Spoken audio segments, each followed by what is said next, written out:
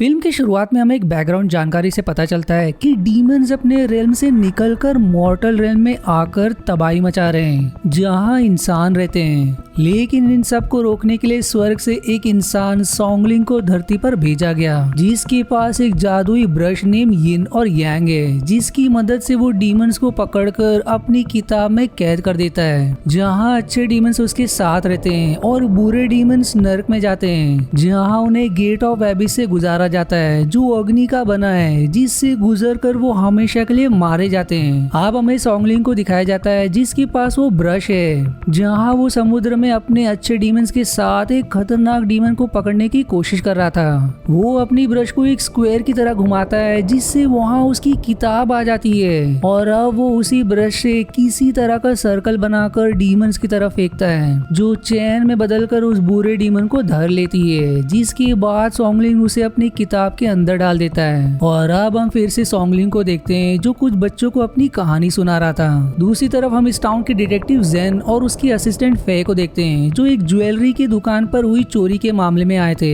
फे को वहाँ कुछ बाल दिखाई देता है जिस पर वो कहता है कि जिसके ये बाल है उसी ने सोने और चांदी की चूड़ियां चुराई है जो लगभग 4 फीट का है। पर जैन कहता है कि मुझे दुकान पर काम करने वालों पर शक है, इसलिए वो अपने आदमियों से कहकर उन्हें अपने ऑफिस में ले जाने कहता है। पर जैसे ही वो दुकान से बाहर आता है वहाँ उन बच्चों की माँ आ जाती है जिन्हें सॉन्गलिंग कहानी सुना रहा था। उनका कहना था कि बच्चे कहानी सुनकर बहुत डर गए हैं, इसलिए सॉन्गलिंग को सजा मिलनी चाहिए। फिर जैन फे को उन फीमेल्स और बच्चों के साथ सॉन्गलिंग के घर जाने को कहता है, और सॉन्गलिंग के घर के पास आते ही फे को वहाँ कुछ पालतू मुर्गियाँ दिखाई देती है जिनके गले में चोरी की हुई चूड़ियाँ थी, इसलिए वो उसे निकालने जाता है और बाकी सभी घर के अंदर जाकर सॉन्गलिंग को चिल्लाने लगते हैं। पर तभी वहाँ गीजी नाम की डीमन आ जाती है जो सभी को पोजेस कर लेती है, और वहीं सॉन्गलिंग उनके पैसे लेकर अपनी कहानी की किताब उन्हें देता है, जिसके बाद वो सभी वहाँ से चले जाते हैं। अब फे घर में आकर सॉन्गलिंग से कहता है कि तुमने ही वो चूड़ियाँ चुराई है, जो सुनकर सॉन्गलिंग समझ जाता है कि ये काम किसी डीमन का है, पर फे उसे ही बंदी बना लेता है। लेकिन सॉन्गलिंग अपनी चालाकी से फेर को ही बंदी बना देता है, और फिर देखते ही देखते एक डीमन फीजी आकर फी के मुंह पर फाड़ कर देता है, जिससे वो वहीं बेहोश हो जाता है।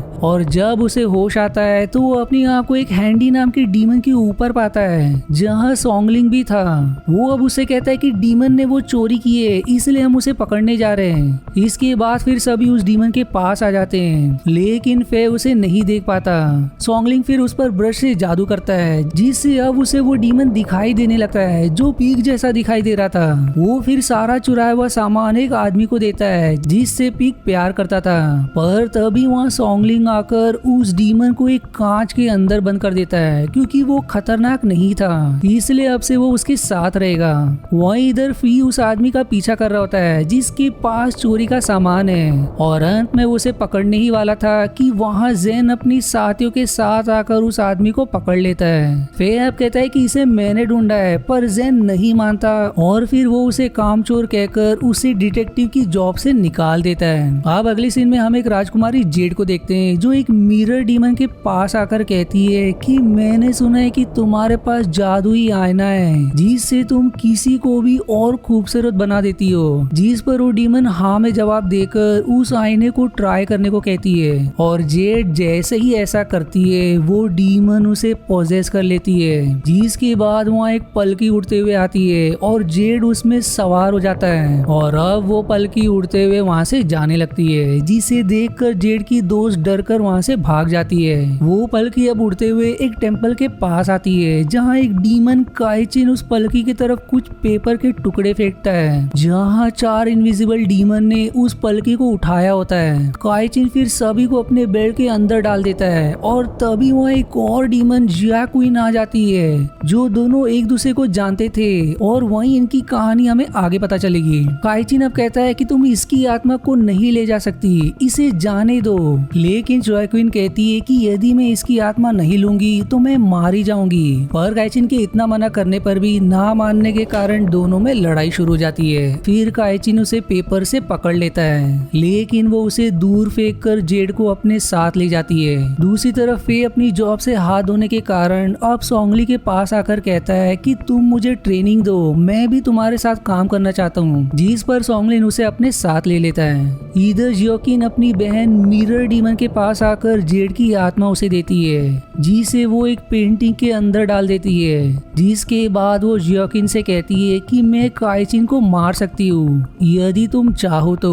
लेकिन जियोकिन उसे मना कर देती है। अब अगले दिन फी बाकी डीमन से बात कर रहा होता है, जहाँ उसे पता चलता है कि राजकुमारी जेड को किसी ने अगवा कर लिया है, जिसे सुनकर फे हैरान हो जाता है। वो अब सॉन्गलिंग से कहता है कि हमें पता लगाना चाहिए कि ऐसा किसने किया, शायद ये किसी डीमन का ही किया हो। इसलिए अब वो दोनों टाउन में आकर उस मिरर डीमन के घर आते हैं, क्योंकि राजकुमारी की दोस्त ने उन्हें यहीं से गायब होते हुए देखा था। पर अब उनके प्रवेश करते ही पिग को वहाँ जेड का रुमाल दिखाई देता है, और अब गीजी उस रुमाल की मदद से सभी को विजन दिखाती है कि आखिर उस दिन क्या हुआ था। जिसे देखने के बाद सॉन्गलिंग कहता है कि तुम गीजी के साथ जाओ, वो तुम्हें वहाँ ले जाएगी जिसके पास जेड है, और तब तक मैं उस डीमन का बंदोबस्त करता हूँ। अब अगले सीन में हम काइचिन को देखते हैं जो एक होटल में होता है कि तभी वहाँ मिरर डीमन आती है, जिसे काइचिन देख लेता है, और अब वो चुप कर उसका पीछा भी करने लगता है, और पीछा करते हुए उसके घर तक पहुंच जाता है, जहाँ पे दरअसल कई सारा आईना होता है। पर अंदर आते ही दरवाजा अपने आप ही बंद हो जाता है, और फिर मिरर डीमन उस पर हमला करना शुरू कर देती है, और अब दोनों में घमासान लड़ाई शुरू हो जाती है। वो फिर भी अपनी पूरी कोशिश करता है, लेकिन वो हर आईने से गुजरते हुए बच जाती है, और अंत में वो उसे पकड़ ही लेती है। और जैसे ही वो उस पर चाकू से वार करने ही वाली थी कि जियोकिन अपने पास रखे आईने में अपना हाथ डालती है, जिससे वो हाथ सीधे मिरर डीमन के चाकू को रोक लेता है, और तभी सॉन्गलिंग भी अपने डीमंस के साथ वहां पहुंच जाता है। वहीं दूसरी तरफ फे भी जियोकिन के घर पहुंच जाता है, और अब सॉन्गलिंग और बाकी डीमंस आकर मिरर डीमन से लड़ने लगते हैं, लेकिन वो उसे भी आईने से होते हुए पकड़ लेती है। पर फिर भी सॉन्गलिंग कैसे तो करके उसे बुक के अंदर डालने में सफल हो जाता है। फिर अगले सीन में हम काइचिन को देखते हैं जो घायल अवस्था में सॉन्गलिंग के घर में होता है, और तभी वहाँ फे आकर कहता है कि जियोकिन बहुत घायल है क्योंकि उसने अपना हाथ किसी आईने में डाला था। इसलिए अब वो दोनों वहाँ जाने के लिए निकलते हैं, और ये सुनकर काइचिन परेशान हो जाता है, इसलिए अब वो भी उनके साथ वहाँ जाने के लिए निकल जाता है। इसके बाद अब सभी उस जियोकिन के घर आ जाते हैं। ये तभी वहाँ जियोकिन आकर उन पर हमला करने लगती है, पर जैसे ही सॉन्गलिन उसे अपनी किताब में बंद करने की कोशिश करता है तो काइचिन उसे रोक कर उससे लड़ने लगता है। इसलिए अब मौका देख जियोकिन सभी पर हमला करके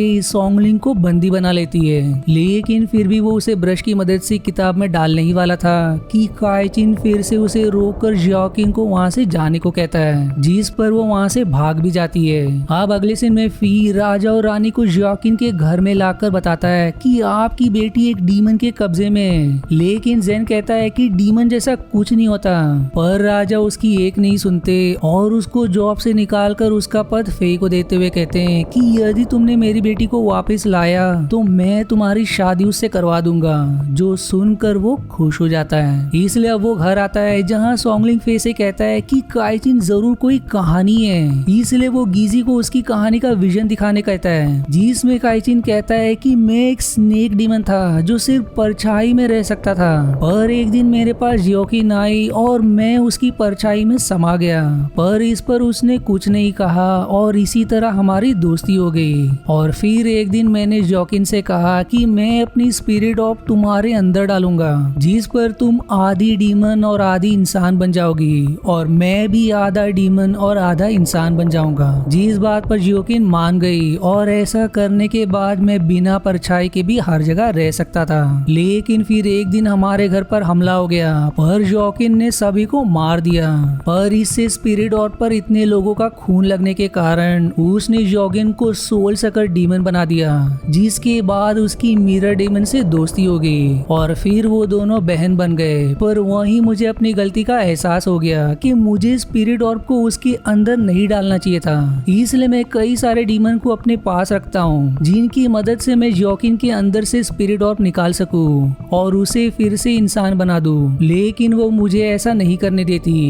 अब ये कहानी सुनकर फे भावुक हो जाता है और अब वो सोंगलिंग को उसकी मदद करने को कहता है, जिस पर वो कहता है कि टाउन की सभी 16 साल की लड़कियों को एक जगह लाओ, क्योंकि जोकिन को जीवित रहने के लिए 16 साल की लड़की की आत्मा चाहिए। इसलिए सभी अपना रूप बदलकर एक होटल में आते हैं जहाँ सभी लड़कियां स्टेज पर डांस कर रही होती है। ये तभी वहाँ जोकिन भी आ जाती है, जिसके बारे में काइचिन को पता चल जाता है और फिर वो उसके पास चला जाता है, पर अंत में वो उसे ही बंदी बना देती है, जिससे वो वहीं बेहोश हो जाता है। जोकिन अब कहती है कि मैं नहीं चाहती कि जो मुझे सहना पड़ रहा है वो तुम भी सहो। मैं तुम्हें पूरा इंसान बनाना चाहती हूँ ताकि तुम अच्छी जिंदगी गुजार सको। जिसके बाद वो फिर होटल के ड्रेसिंग रूम में आकर एक लड़की की आत्मा को ले लेती है और फिर वो रूप बदलकर स्टेज पर आती है। लेकिन सोंगलिन उसे पहचान जाता है और फेज चिल्लाकर सभी से कह देता है कि ये डीमन है, और अब डीमन को देख होटल में हड़कंप मच जाता है। पर तब तक जोकिन कुछ लोगों को पोजेस कर लेती है और फिर वो सोंगलिन से लड़ने लगते हैं, लेकिन वो कैसे तो उनसे बच जाता है और अब जोकिन एक बहुत ही बड़े लाल रंग के सांप में बदलकर सोंगकिंग और फे पर हमला करने लगती है।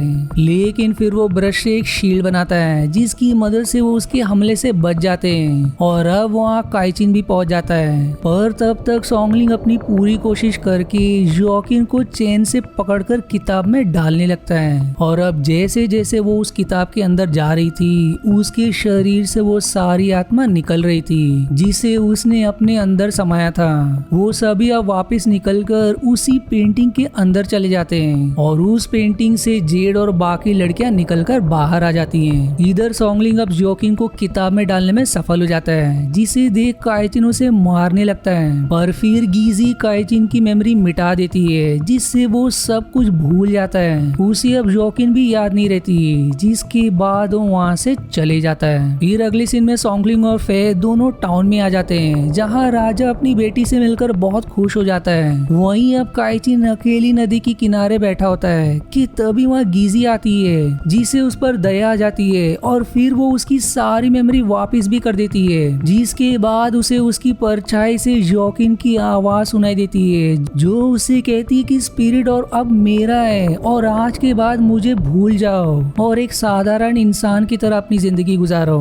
जिसे सुनकर उसे अब रोना आ जाता है। इसके बाद वो वहाँ से सोंगलिंग के पास आकर उसे अपने पेपर से बंदी बना देता है और फिर ब्रश की मदद से खुद ही किताब के अंदर चले जाता है जहाँ उसके पास ब्रश भी होता है। अब किताब के अंदर मानो एक अलग ही दुनिया हो जहाँ जोकिन को ढूंढते हुए उसे मिरर डीमन दिखाई देती है जहाँ उसे सजा मिल रही थी, जिसके बाद उसे गेट ऑफ एबिस में डालकर मार दिया जाता है। पर तभी उसे जोकिन भी दिखाई देती है जो चैन से बंधी थी और उसे भी सजा दी जा रही थी, जिसे देखकर काइचिन को बहुत बुरा लगता है। इसलिए अब वो उसके अंदर से स्पिरिट ऑफ निकाल कर अपने अंदर ही डाल लेता है और उसके ऐसा करते ही जोकिन चैन से आजाद होकर खुद बंदी बन जाता है, क्योंकि किताब के अंदर सिर्फ डीमन को सजा मिलती है और जोकिन अब इंसान बन जाती है। काइचिन को भी अब गेट ऑफ एबिस के पास लाया जाता है, लेकिन वो ब्रश की मदद से उस चैन को ही तोड़ देता है, पर चैन फिर से उसे पकड़ने लगती है और इन सब में वहाँ की बिल्डिंग्स टूटने लगती है, जिससे सभी डीमंस आजाद हो जाते हैं। पर तब तक वहाँ सोंगलिंग, फे और सभी डीमंस भी आ जाते हैं और फिर सोंगलिंग काइचिन से लड़ने लगता है, लेकिन वो अपने पेपर्स को सांप में बदलकर उस पर ही हमला कर देता है। पर हैंडी सभी को बचाकर अपने ऊपर बिठा लेता है, जिसके बाद सांप इजी के पीछे पड़ जाता है, लेकिन फिर वो उसके ऊपर फाट कर देता है और उसकी ऐसा करते ही वो सांप विस्फोट हो जाता है। पर अब काइचिन और भी ज्यादा बड़ा सांप उनकी तरफ भेज देता है, जिससे बचकर भागते हुए वो एक टनल में गिर जाते हैं, जहाँ भाग इसे गीजी को ब्रश मिल जाता है और अब वो उसे सोंगलिंग को दे देती है। लेकिन तब तक काइचिन उस ब्रश को छीन लेता है और अब वहाँ जोकिन भी आ जाती है, जिसे देखकर काइचिन शांत हो जाता है। पर फिर वो वहाँ से गेट ऑफ एबिस की तरफ भागती है और उसे देख काइचिन भी उसके पीछे जाता है, जिसके बाद वो दोनों भी उस गेट के अंदर चले जाते हैं। लेकिन काइचिन ब्रश की मदद से वहाँ लटक जाता है और वहीं जोकिन नीचे आग में गिरने लगती है, जो देख वो भावुक होकर कहती है कि जब तुमने पहली बार स्पिरिट ऑफ मेरे अंदर डाला था तब मैंने कुछ नहीं कहा था और अभी भी मुझे इसका पछतावा नहीं है। मैं बस यही चाहती हूँ कि तुम पूरी तरह से इंसान बन जाओ और एक साधारण जिंदगी गुजार सको। पर काइचिन जॉगिन के बगैर नहीं रह सकता था, इसलिए वो अपना हाथ छोड़कर जॉगिन के पास चले जाता है और फिर दोनों एक साथ राख में बदलकर गायब हो जाते हैं, जिसे देख सोंगलिंग और बाकी दुखी हो जाते हैं। अब मूवी के आखिरी सीन में सोंगलिंग काइचिन और जॉगिन के ऊपर एक किताब लिखता है, जिसके बाद वो फे से सवाल करता है कि तुम बैठे हुए क्यों हो, हमें और भी डीमन को पकड़ना है। जिसे सुनकर वो खुश हो जाता है और अब वहाँ से सभी टाउन के लिए निकल जाते हैं। जिसके बाद हमें उस किताब को दिखाया जाता है जिसके अंदर सोंगलिंग ने कहानी लिखी हुई थी। और इसी के साथ ये मूवी यहीं समाप्त हो जाती है।